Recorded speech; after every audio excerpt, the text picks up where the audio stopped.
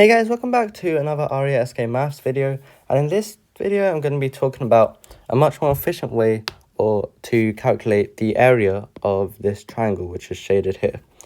So you can see we have a triangle which is bounded by the points 0, 0 origin, 4, 8 and 6, 2, like so.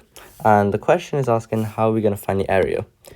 So there's multiple ways of doing this, and you may have heard of one way when you have three sides called Heron's formula, where if we label these sides A, B, C, then Heron's formula basically states that we have to work out the half perimeter, A plus B plus C, so total side length perimeter, divided by 2, and then the area of the triangle is given by the square root of S times S minus A times S minus B times S minus C, like so. So this might seem like a way of working out the area, and you can use it, but it's like really slow and it requires you to work out a lot of things because we don't even have the side lengths at this time. So that's pretty inefficient. This is useful for when you have side lengths. Of course, you could just do this using fundamentals, so split it into a right angled, two right angled triangles like so. Then just work out what this point is, work out the length base, and then you work out this other length, just work that out, and then work out area using half base times height. That's also another way. But in this video, I'm going to be talking about a much more efficient way for when you're given 3 points or 2 points on the origin. So, and it involves the vector dot product. So yeah, I'm going to be showing you guys first how to derive that formula, and then we'll be using it to solve this problem. So let's just see what the vector dot product actually is before we get into it. If we have a vector like this, A, and another vector like this, B, and we take their dot product, so A dot B, well, the actual process of doing a dot product is if we had like the xy of A and the xy of B, you would just multiply the adjacent items, and then you would just add the products of those. So it's pretty easy. It's a pretty easy thing to work out, especially it's really similar to matrix multiplication. So if you can do that, then you can definitely do calculate dot products. Anyways, the result of this is actually going to give the magnitude of A. That's what the absolute sign means in vectors. Magnitude of A multiplied by the magnitude of B. And the magnitude just means the length. So the length of this line and length of this line without any sort of direction. So the magnitude of A times magnitude of B times cosine of the angle theta. And this angle is actually the angle between these two vectors, like so. So this is really interesting because you might know about the angle formula in when it comes to triangles, which actually shows that the area formula, and the area is going to be 1/2 times the magnitude of A, this length, times the magnitude of B, which is this length, times sine of the angle, which is this. So from this, you might actually notice that the area formula and the dot product actually give really similar outputs. We can just add in the 1/2 by multiplying both sides by 1/2. So the overall thing which we want to achieve is converting this cosine into a sine, because the dot product is far easier to work out than having to work out this angle, then putting it into the formula by working out this lengths.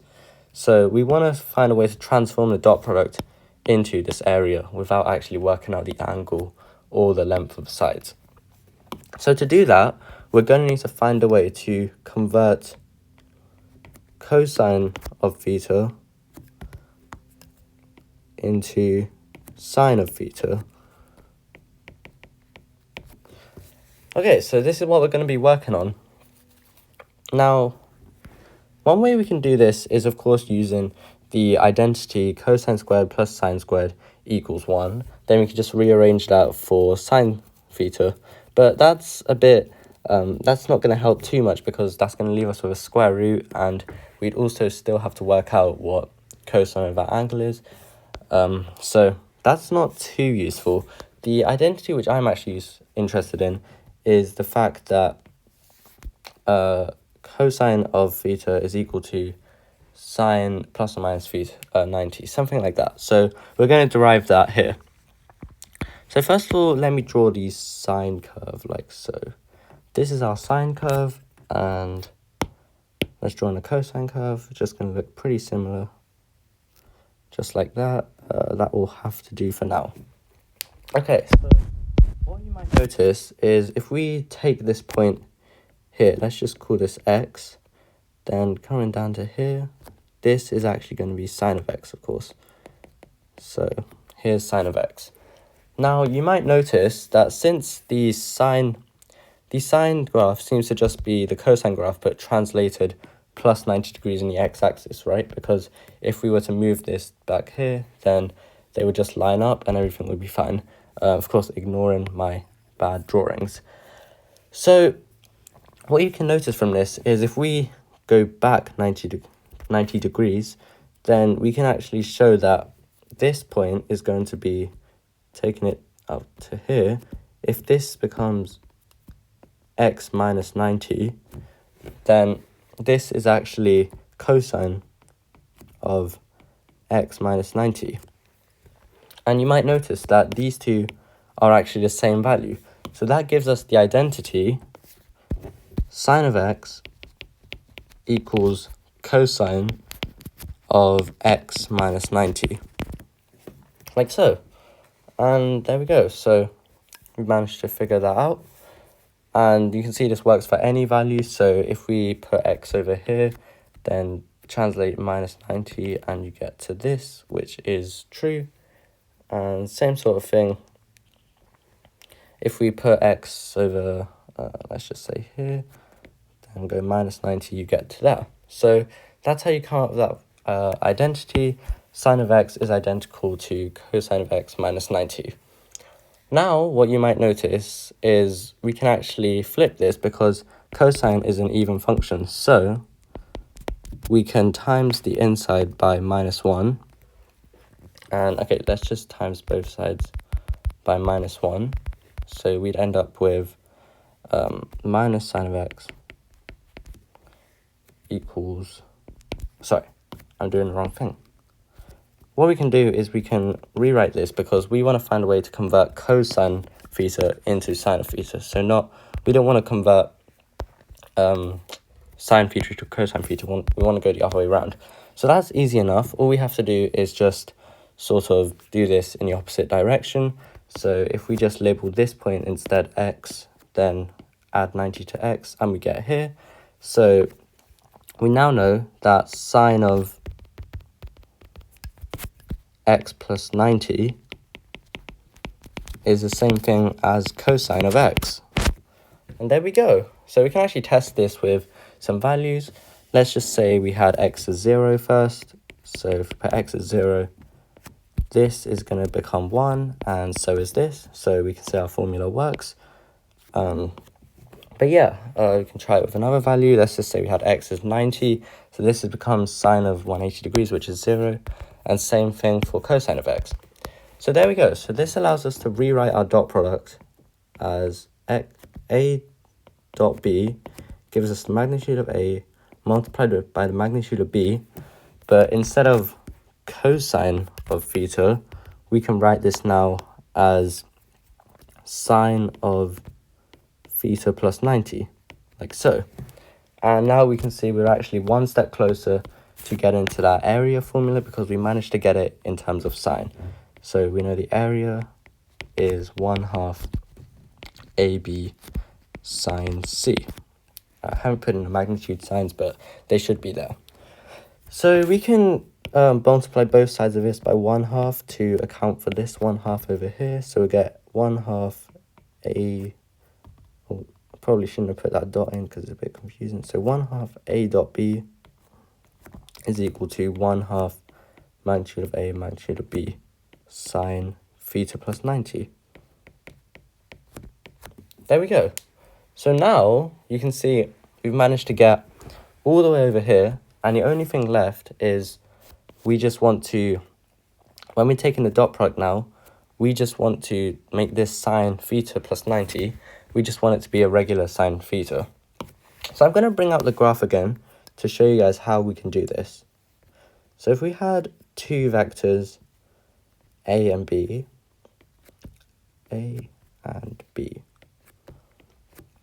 So currently, if we take the dot product of A and B, we're going to be left with this answer right here. But what you might notice is if we simply move B 90 degrees anti-clockwise, then I'll just draw another one in. Just going to call this B dash. And now you'll see, so this angle should actually be a right angle. And that leaves this as 90 minus theta. So what you can actually see from this is that if we take the dot product of this and this, let's just put it over here. So if we take the dot product of A multiplied by B dash, this is going to give us magnitude of A, magnitude of B dash, which is just the same as the magnitude of B, multiplied by sine of 90 minus theta,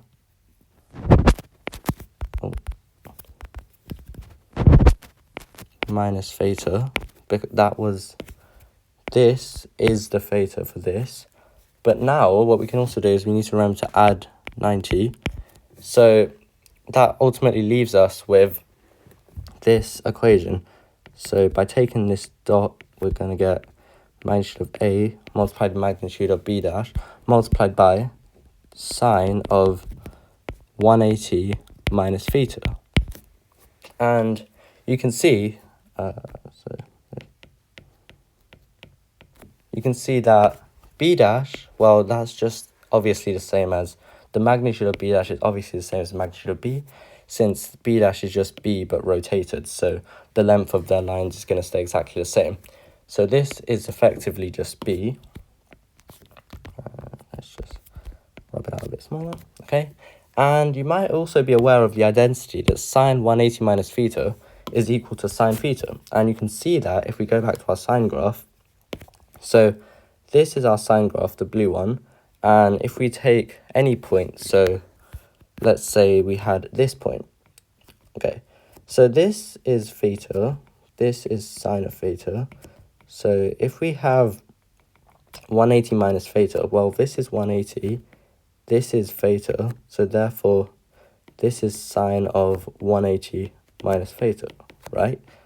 Well, you can actually see, if you excuse the bad drawing, that these 2 points are actually the same thing. So that's how you come up with the identity. That is how you come up with the identity. Sine theta is equal to sine 180 minus theta.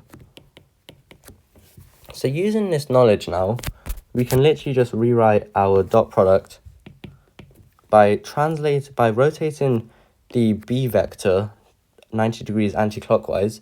We managed to get this new dot product.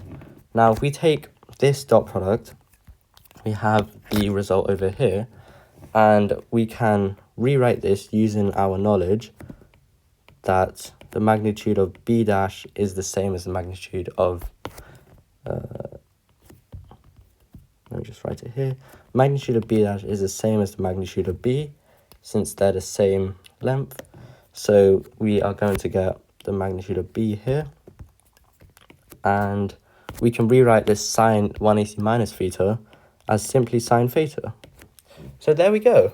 And now you can see we've basically exactly replicated the area formula. The only thing left to do is take 1/2 on both sides. So I will just write that like so. Okay, so here's our formula we're going to use. All we have to do is we got to find B dash, then we just take the dot product of them, then we divide it by 1/2. Sorry, we multiply it by 1/2, and that's going to give us the area. So now I'm going to carry that out. And actually, before we do that, I'm actually going to generalize this to become in terms of x's, just so it's even easier. So I'm going to draw out another vector diagram. This is A, this is B, and we're actually going to give these values now. So if we say the A vector is going to be something like, we'll just say 3, 7, and we'll say the B vector is going to be, let's call this 9, 2. That's good. So the good thing about vectors is when you rotate them 90 degrees, it's really easy to find the corresponding column vector.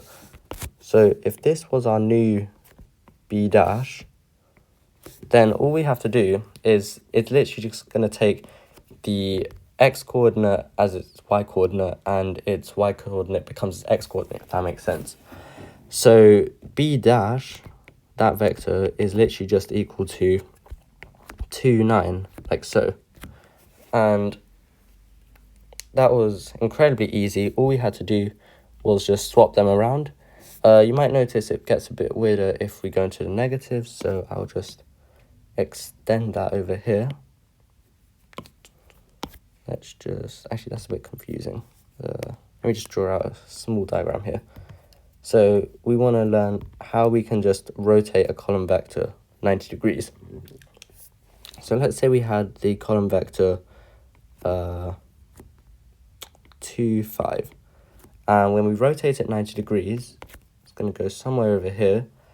And we're going to get something like this, right?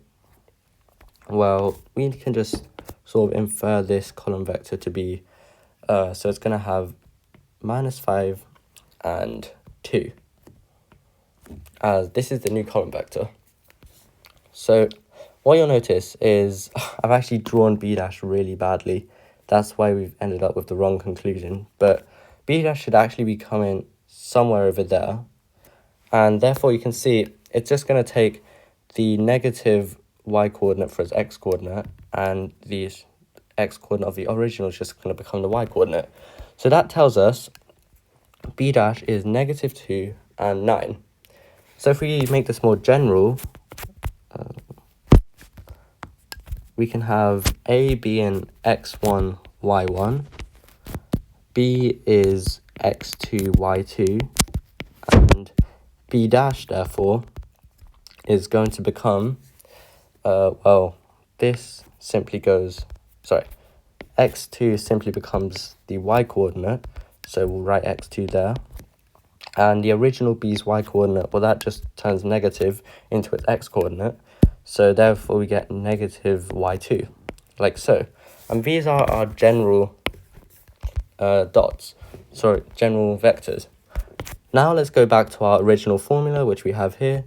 So I'm going to rewrite it completely. And let's say the area is equal to 1/2 multiplied by the dot between A dash, sorry, just A, which is just x1, y1, dot B dash, which we know is just going to be -y2, x2, like so. And you can see how this area thing is going to expand into that because of the algebraic manipulation we were able to do by rotating this 90 degrees. We're able to make this sine 180 minus theta, and we know that's equal to sine theta from this and from the graph. So that's how we're able to get this generic area formula when you're given two coordinates, and I'll just write assumed third point is the origin, like so. So from here, all I have to do is expand this out, or I could just leave it, but I think it's easier to expand it out. So I'll just expand this out, just complete the dot of these two by just multiplying adjacent and adding. So we're going to get -x1, y2 plus x2, y1. And that is our final area. So now let's use this to just solve our original question. The original question was asking us to find the area of this triangle. So we can write A as being 4, 8, and B is 6, 2. So let me try and remember those numbers. So x1, y1, and x2, y2. So let's substitute these in. The area is going to be 1/2 minus x1, which was 4, y2, which was 2, I believe, plus x2, 6, y1, 8, I think. I hope I remember those correctly. Yeah, okay. And now we just got to evaluate this. So we can just do this pretty simply. Minus 8 plus 48. Well, that's just going to become 40. So the final area of this triangle is 20. So that's the quick way of deriving the area of a triangle. All we had to do was a bit of dot product manipulation, but once we got that, we were left with this generic formula, which we were able to use really easily to just plug in values of x to get the final area, which is 20. And yeah, that's how we were able to solve our question. Just going to write area equals 20, like so. Thanks for watching, and I'll see you guys in a future maths video. Bye.